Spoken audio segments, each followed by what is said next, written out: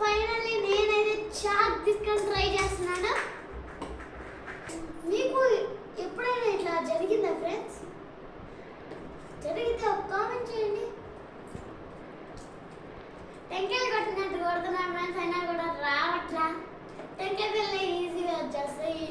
ఇప్పుడైతే మా అమ్మ ట్రై చేస్తుంది ఫ్రెండ్స్.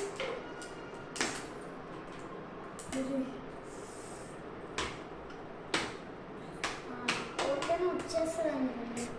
నాకైతే వచ్చేటట్లేదు ఫ్రెండ్స్.